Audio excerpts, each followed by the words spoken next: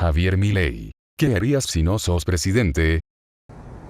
Yo soy un economista, soy profesor universitario y sobre todo una persona que se cansó de ver la decadencia de este país y que decidí involucrarme y meterme en el barro de la política para lograr reconstruir este país y salir adelante y que volvamos a tener el brillo que tuvimos a fines del siglo XIX, inicio del siglo XX.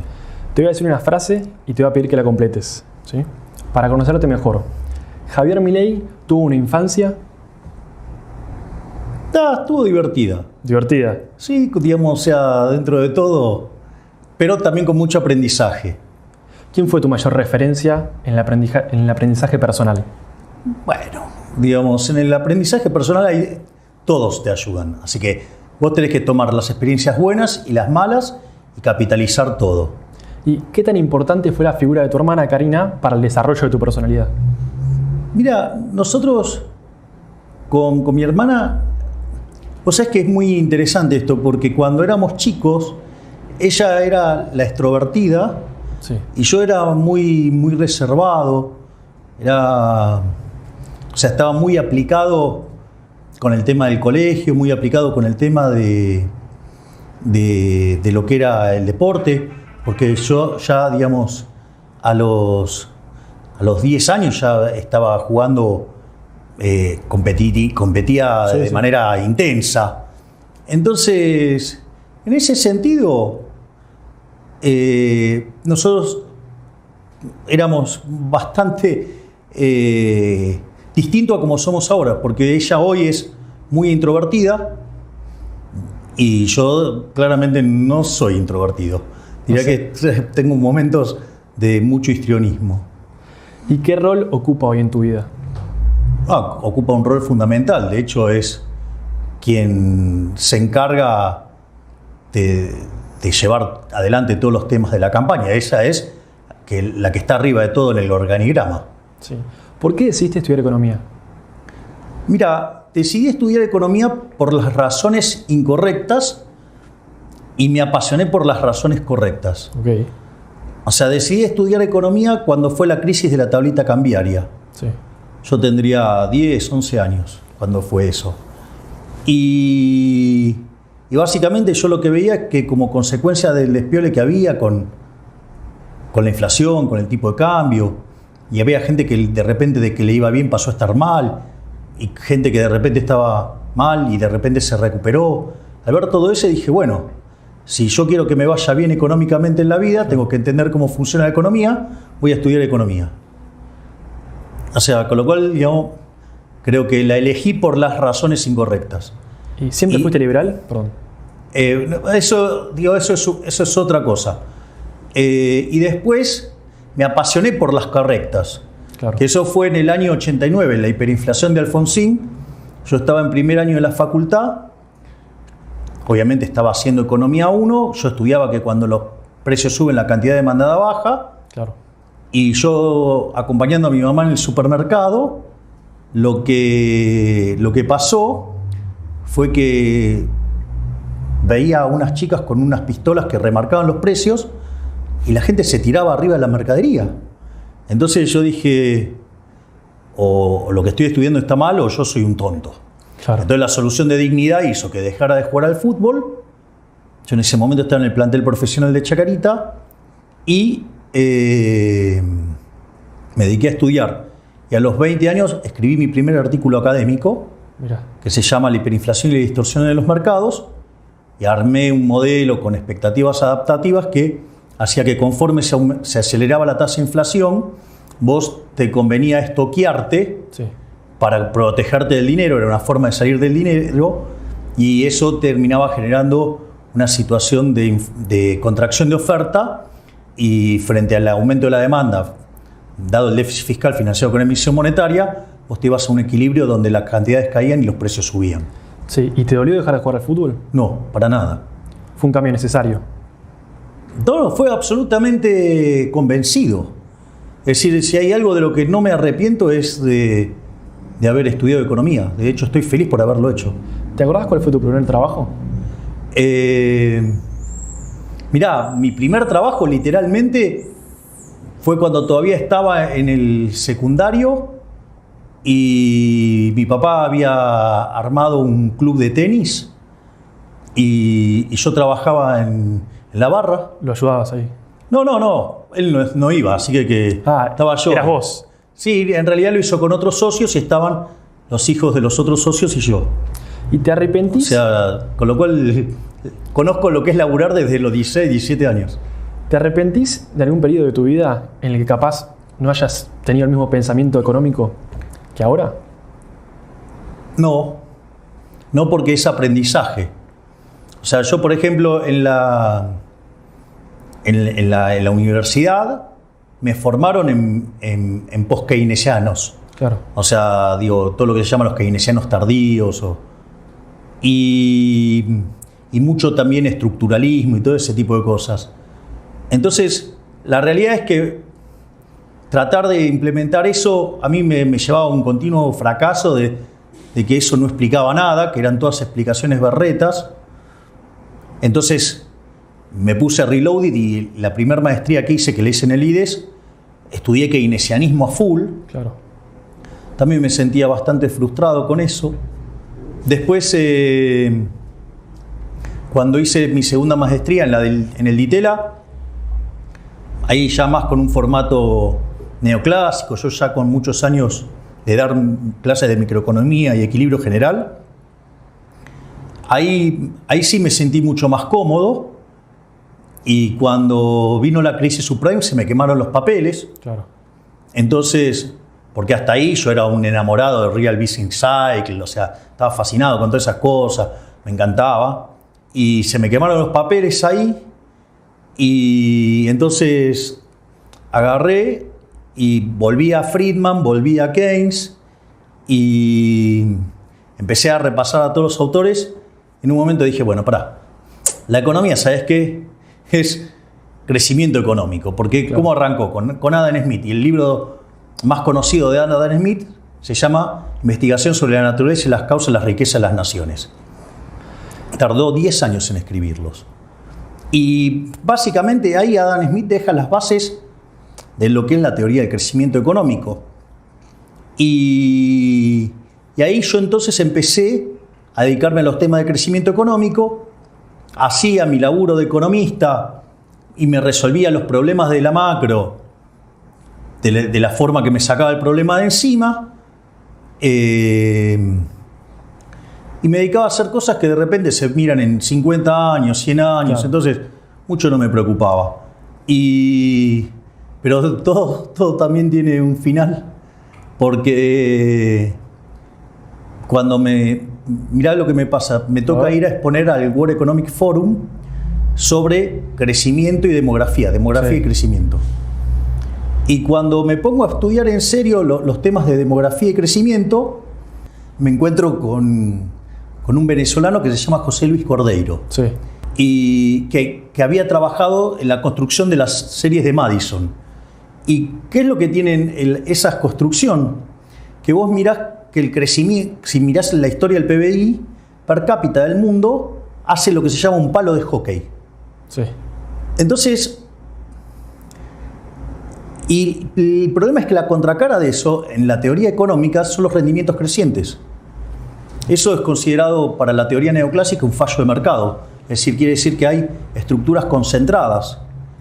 Y a mí había algo que me llamaba la atención, porque ¿cómo podía ser que para la teoría económica los monopolios fueran malos y cuando el mundo arrancó con el capitalismo, la pobreza extrema era del 95% con una población de menos de 1.000 millones de habitantes, y cuando vos mirás, no sé, en el año 2000 tenías 6.250 millones de seres humanos en el planeta y la pobreza extrema había caído, no sé, al 15%. Sí, sí. Pues sí, pero pará, ¿cómo es esto? O sea, no hay algo que no funciona. ¿Cómo algo que sacó tanta gente de la pobreza puede ser malo? Y ahí, una de las personas que trabajaba en mi equipo en Corporación América me pasó un paper de Murray Newton Rothbard que se llama Monopolio y Competencia. Ahora uno de los nombres de tus perros. Sí, de hecho, salvo Conan, que es el primero, Todos los demás tienen nombre de economistas. De hecho, Murray se llama Murray por Murray Rothbard. Digamos, después está Milton, que es por Milton Friedman. Robert, que es por Robert Lucas. Y Lucas por Robert Lucas también. Claro. ¿Y cómo es? ¿Leíste el paper? Sí, y eso me cambió la vida. Y ahí definiste, que la que la inflación era únicamente monetaria. No. Eso yo ya lo traía ya desde hacía rato, cuando ya te diría que ese problema ya lo tenía claro, ya pasado el año 2000 lo tenía hiperclarísimo. Es decir, yo ya me había desencantado con todas estas estupideces de las teorías estructuralistas, todas las teorías no monetarias, la gansada de la puja distributiva, todas esas cosas. Digo, ya a esa altura ya sabía que eso era todo porquería que no servía para nada. ¿Cómo fue para vos el paso hacia la política y a referenciar el movimiento liberal en Argentina? Mira, yo no es que me convertí en popular de un día para el otro. Es decir, que hubo un salto discreto. No, esto venía ocurriendo. O sea, pensá que cuando nosotros hicimos el libro Libertad, Libertad, Libertad, quedamos segundos ese año en ventas. Claro. Nos ganó, Cristina con, ¿cómo era que se llamaba? Sinceramente. Sí. Viste, la ciencia ficción le ganó a la libertad ahí. Después, lo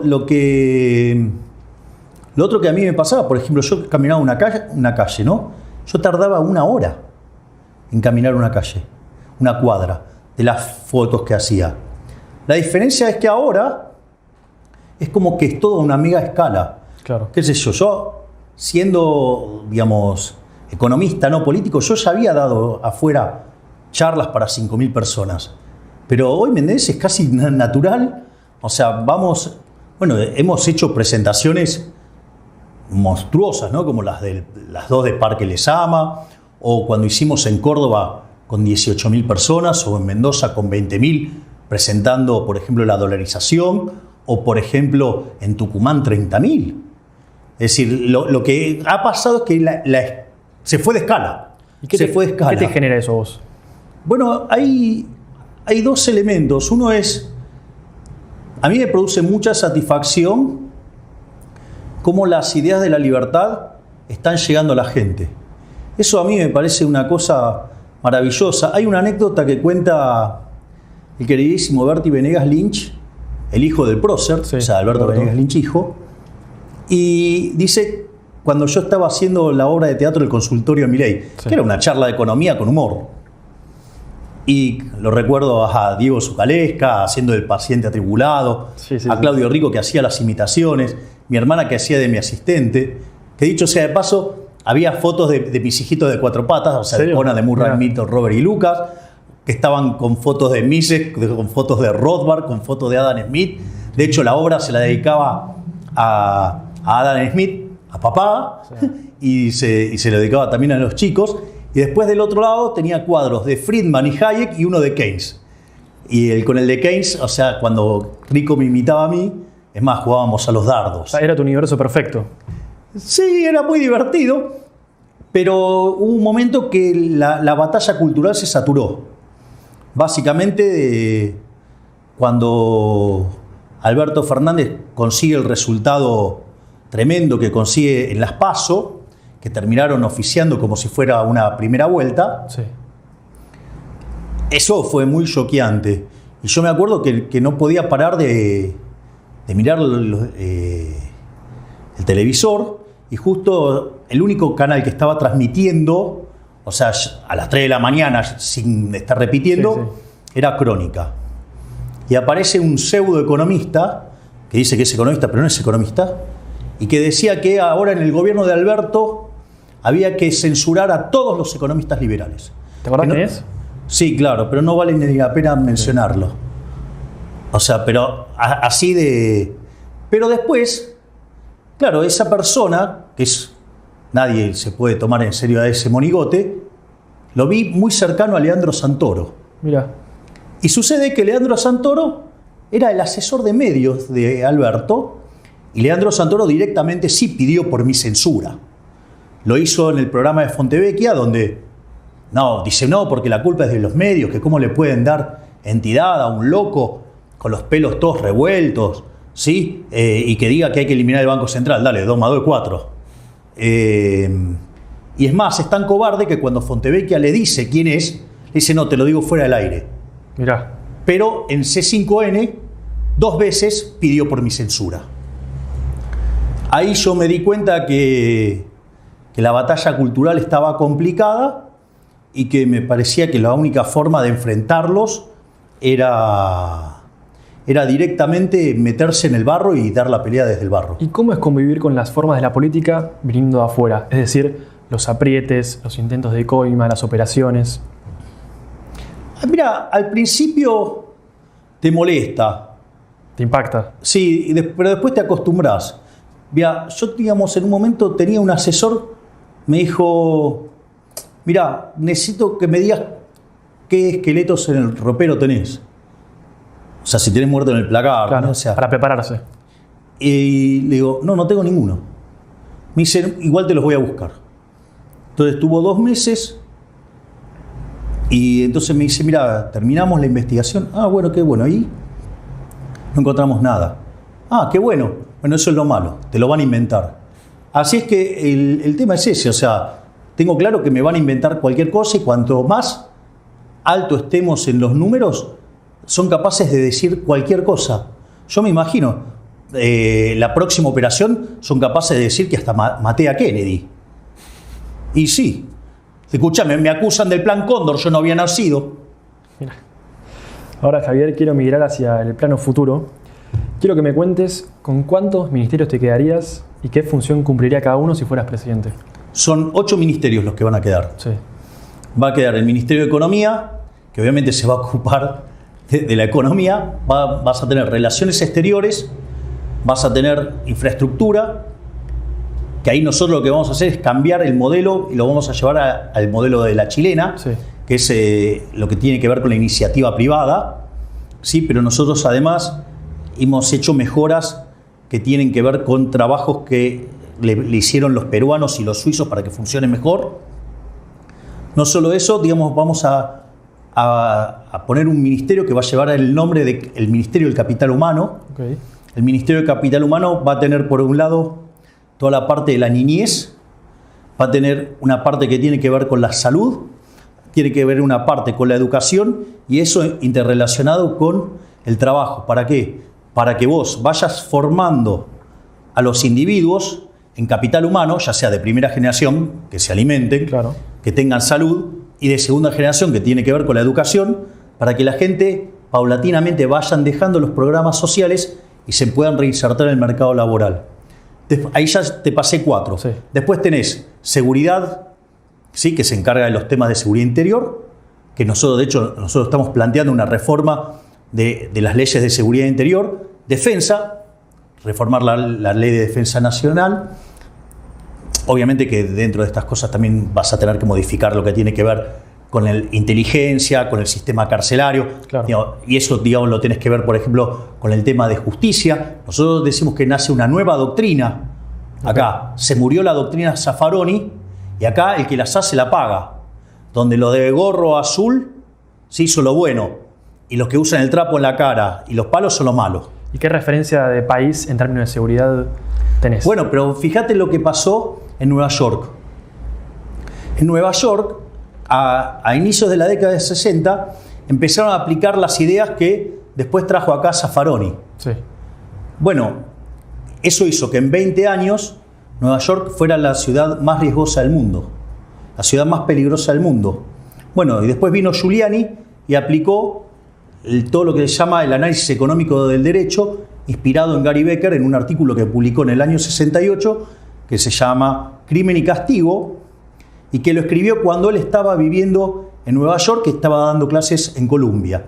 Así que la verdad es que la evidencia empírica está de nuestro lado. Claro. Justicia ya te lo dije. Y después, que es el que voy a definir ya al último de todos, que es el Ministerio del Interior, porque es el ministerio más político de todos. Claro, sí. ¿Me querés contar cómo ordenarías el ámbito fiscal? Te lo preguntaron 1000 veces, pero te lo repregunto, ¿y el ámbito monetario? Sí. En el plano fiscal, bueno, de hecho nosotros hablamos del plan motosierra. Sí. En realidad estas cosas que estoy contando son solamente una parte de las reformas de primera generación. Hay reformas de primera, de segunda y de tercera generación. En las reformas de primera generación entra la reforma del Estado. La reforma del Estado implica reducir el gasto público, reducir impuestos y eliminar regulaciones. Sí. En la reducción del gasto público, nosotros vamos a eliminar la obra pública, yendo al sistema de iniciativa privada la chilena, y de eso, digamos, está trabajando fuertemente el Ministerio de Infraestructura en la sombra. Otro tema que también es muy importante es la eliminación de las transferencias discrecionales de nación a provincia, que es un número enorme, que son 5 puntos del PBI apenas.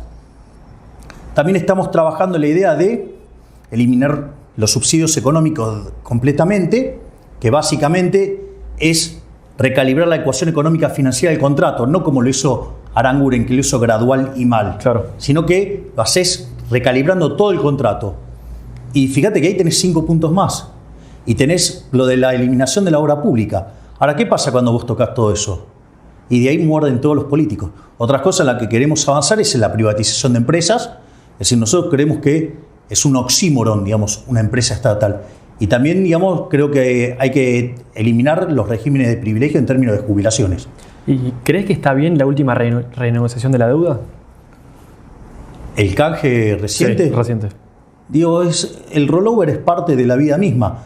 Que, digamos, la pregunta es, digamos, dado que la CUNSA, digamos, o la Espina, y Tetaz y todos los economistas que tienen Juntos por el Cambio, que hizo ese documento que tiene fallas técnicas, habría que preguntarle a ellos qué opinan, porque, ¿no? ¿Quién fue el del reperfilamiento? La CUNSA. Entonces, la verdad es que ahí plantear esa discusión con errores técnicos es un problema. O sea, digo, y aparte, digo, vos hiciste algo peor todavía. Es decir, vos lo que tenés que analizar ahí es, vos tenés una situación de dos tipos que están en la lona. El Estado está en la lona y los bancos están cargados de títulos de la deuda argentina, ya sea del Banco Central o del Estado. Entonces, el rango de negociación, digo, ¿cuál es? Están todos viendo cómo hacen para que no exploten, para no quebrar. Claro. Es lo mismo que el fondo. El fondo, digo, es hiperlaxo con Argentina. ¿Por qué? Y porque sabe que si no, digamos, lo quiebra. Entonces, en ese sentido, me parece que meter la política en algo tan básico como un problema de rollover, digo, es decir, el gobierno va a tratar de hacer todo para que no le estalle. ¿Me entendés? O sea, el gobierno va a hacer todo lo posible para que estalle después de las elecciones. Próximo. Sí, que pueden ser ellos mismos. Claro. ¿Me comprendés? Pero lo que les importa es tener el poder. Entonces ahí lo que vos tenés es que claramente no es... O sea, me parece que ahí eso lo estuvo mal enfocado por parte de Juntos por el Cambio. Digo, para algo tan natural que es el rollover de la deuda. Claro. Que de hecho, ¿me entendés? Para mí no fue exitoso el canje, pero lo logró y evitó que le estallara la bomba de pesos ahora. Mucho más violento fue lo que hizo la CUNSA unilateralmente, que es un default. Hoy, si no me equivoco, se levantó el acampe el 9 de julio. Te quería preguntar, ¿qué pensás de los piqueteros y qué harías con esa masa? A ver, los piqueteros hacen todo eso porque básicamente la reta se los permite hacer. Él dice que va a darle seguridad a la Argentina y no puede manejar los piquetes. O sea, durante toda su gestión, los piqueteros hicieron todo lo que se les dio la gana. ¿Y qué harías con ellos? Lo primero que tenés que hacer es, a los cabecillas, ¿sí? Agarrás y los metés presos. Los metés presos. Además, le sacás el gerenciamiento, que dejen de ser los gerentes de la pobreza, y se los das a tipos que tienen el acceso directo, Claro. que son los intendentes. Si el intendente, lo que no se dan cuenta es que el intendente te está pateando la calle todo el tiempo. Si se hace el loco, lo van a buscar. Entonces, es otra forma de hacer política y obviamente que vos después le podés pedir contraprestaciones y los tenés forma de auditar. A estos tipos le estás dando guita para romper el sistema democrático. Dale. Claro. Javier, ¿cuál es el principal problema de la Argentina? el déficit fiscal. Cuando vos mirás la historia argentina, desde el año 1901 hasta ahora tuvo 22 crisis. 20 tienen origen fiscal. Y algunas tienen mucho déficit fiscal y otras un escándalo fiscal. Y detrás de ese escándalo fiscal hay una cuestión filosófica, que es lo que yo llamo el modelo de la casta política. Digo, llamalo populismo si querés. Que te dicen que donde hay una necesidad nace un derecho. Sí. ¿Cuál es el problema? Que las necesidades son infinitas y los derechos alguien lo tiene que pagar. Y el problema es que los recursos son finitos. Entonces ahí tenés una tensión, un cruce. La economía y el libre mercado lo resuelve vía el sistema de precio y propiedad privada. Ahora, división del trabajo, ¿me comprendés? Sí. Ahora, en el caso de los políticos eso no les gusta. A ellos no les gusta la mano invisible del mercado, les gusta la garra del Estado, la garra violenta y ladrona del Estado. Entonces, ¿qué es lo que pasa? Eso se manifiesta en déficit fiscal. Entonces, ¿qué es lo primero que hacen los políticos chorros? Se financian con deuda, es decir, le tiran el problema a las generaciones futuras. Es decir, le hacen pagar la cuenta a nuestros hijos, a nuestros nietos y a gente que no nació. Una inmoralidad. Pero Argentina, claro, como nunca arregla las cosas, entonces, ¿qué es lo que pasa? Es el máximo defaulteador serial de la historia moderna. Sí. Si vos mirás el caso de una vez que no se pueden endeudar más, ¿qué hacen? Emiten dinero. Cuando emiten dinero, genera inflación. Le sacamos 13 a la moneda. Ya le podríamos haber sacado 2. Vamos camino a sacarle 3. Por lo tanto, más, ¿no? Entonces, y cuando ya no les queda más remedio, ¿qué hacen? Suben los impuestos. Y en este modelo, vos arrancaste siendo el país más rico del mundo a inicio del siglo XX y hoy somos 140 al tipo de cambio paralelo. Y tenemos 45% de pobres, 10% de indigentes, y la verdad que si seguimos así vamos a ser la villa miseria más grande del mundo. Y todavía no terminé con la parte monetaria, que es una reforma del sistema financiero y que a la postre nos permite eliminar el Banco Central. O sea, todo lo tratan de una locura, pero ahí la discusión de eliminar el Banco Central tiene 3 aristas. Tiene una arista moral, una arista técnica y una arista política.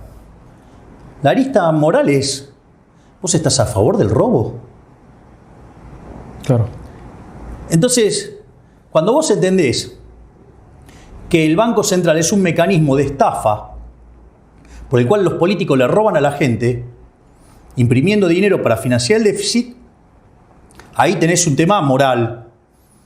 Obviamente parece que a muchos políticos les parece bien robarle a la gente. En mi caso, no. Después hay una discusión técnica si es posible hacerlo o no. Ahí están los trabajos de Emilio Campo, están los trabajos que nosotros hicimos en nuestro equipo, y la verdad es que sí se puede hacer. Es más, te lo voy a poner de una manera hasta violenta a los ojos de la gente de bien. Si vos tomás al tipo de cambio paralelo, la sumatoria de la base más las LELIQs puede andar en el orden de los 35.000 millones de dólares. Ahora, la basura de los políticos están dispuestos a aprobar un presupuesto con ese déficit para seguir con la joda de la política, pero no, por ejemplo, tomar esa deuda para terminar de una vez por todas con el problema de la inflación. Te das cuenta que ahí es donde aparece el problema moral y ahí aparece el problema político. El problema no es un problema técnico, es un problema que los políticos no quieren dejar de robar. Javier. De hecho, fíjate esto, este gobierno de delincuentes le robó a los argentinos en sus 3 primeros años 16 puntos del PBI, algo así como 5.3 del PBI por año. Es decir, entre 25.000 y 30.000 millones de dólares por año nos roban con la inflación. ¿Alguien puede estar de acuerdo con eso? Yo no, pero el resto de la casta política y los economistas chantas, burros, que defienden esta estafa, bueno, digamos, que Dios y la patria se los demande. Javier, ¿qué es el peronismo y qué le hizo a la Argentina? El peronismo es la respuesta de la implementación del sistema de un sistema fascista en la década del 30. De hecho, digamos, Perón fue parte de ese mismo golpe. Y frente a ese régimen fascista que se impuso, el peronismo nació como una respuesta a esa locura. Y el problema es que cuando el peronismo llegó, en lugar de agarrar y volver a la economía de mercado, previo que fuera contaminada por los radicales a partir de Irigoyen, inventó, no sé, algo así como el helado caliente, ¿no? o el círculo cuadrado, y inventó, digamos, en lugar de ser el fascismo de dos patas, un acuerdo entre los empresarios chorros, prebendarios, y los políticos ladrones. Bueno, sumó una pata más y armó el fascismo de tres patas. A la luz de los hechos fue un fracaso. Sí, y ahora avanzamos en el tiempo. Imagínate que no sé quién es Cristina Kirchner. ¿Cómo me la presentarías? La chorra. ¿Crees que fue lo peor que le pasó al país? Sí, porque el peronismo hizo mucho daño en esta construcción del fascismo de tres patas, con muchísimos excesos. Y el kirchnerismo vino y los perfeccionó. ¿Cómo considerás que cierra su mandato Alberto Fernández? La verdad que es un gobierno deplorable. O sea, con lo cual está cabeza a cabeza con el impresentable de Alfonsín. ¿Qué representa para vos la figura de Mauricio Macri? Alguien que lo intentó y no pudo porque estaba rodeado de impresentables como son los radicales, la coalición cívica y las palomitas del PRO. Te voy a nombrar dos personas y quiero que me digas lo primero que se te viene a la cabeza de ambos. Patricia Bullrich y Horacio Rodríguez Larreta. Patricia Bullrich es una persona que a mí nunca me mintió. Y Larreta es el ser más siniestro que existe en la política. ¿Arreglarías con Patricia si rompen juntos? Yo una de las cosas que dije es que si quieren la confluencia de sectores duros y que tenemos una visión alineada con las ideas de la libertad, yo no tengo problema.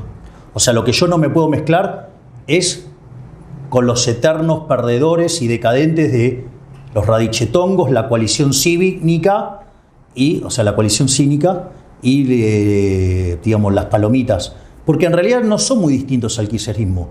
Son bastante parecidos. Lo que pasa son iguales, pero piensan igual, pero la diferencia es que tienen buenos modales y son mucho más cobardes. A ver, vamos a ponerlo en estos términos. Cuando este gobierno de impresentables manda a controlar los precios con la patota sindical, la crítica de Juntos por el Cambio fue que no tenían que hacerlo de esa manera, que tendrían que mandar la fuerza de seguridad. Claro. No, o sea, estás violentando el derecho de propiedad. Uno lo haces con mecanismos ilegales y el otro, en realidad, es un mecanismo legal, pero es ilegítimo. ¿Me entendés? Que sienten el mismo desprecio por el sistema capitalista. ¿O acaso de quién fue la ley de góndola? De la señora Carrió, a instancias de su niño mimado, Prat Guy, el campeón del gradualismo que le rompió el gobierno a Macri. Javier, ahora para cerrar te voy a hacer 3 preguntas, más que nada en un plano personal. Imagínate que perdés las elecciones. ¿Qué harías? ¿Seguirías con la política o das un paso al costado? No, es que yo creo que, a ver, si nosotros en las elecciones no nos tocara llegar a la presidencia, nosotros vamos a tener un bloque de diputados muy importantes. A mí me quedan todavía 2 años más, claro, de mandato como diputado, lo cual lo voy a cumplir. Y una vez que, digamos, se da esa situación, si mi tiempo en la política se terminó, me voy. ¿Cuál es el problema? O sea, y yo lo dije, cuando mi tiempo en la política se termine, me voy a dedicar a estar con mis hijitos de 4 patas, a seguir viviendo de dar charlas, conferencias, ¿me entendés? Y a estudiar la Torá. Listo, basta. ¿Cuál es el problema? ¿Qué tiene que pasar para que Javier Milei esté realizado? Yo soy una persona que vivo consistente con mis preferencias. Yo me podría morir mañana y No tendría nada que arrepentirme porque vivo consistentemente conmigo mismo. ¿Sos feliz? Absolutamente. De hecho, el protector de pantalla de mi computadora dice ANTF. La alegría no tiene fin. Muchas gracias, Javier. Gracias, Ignacio.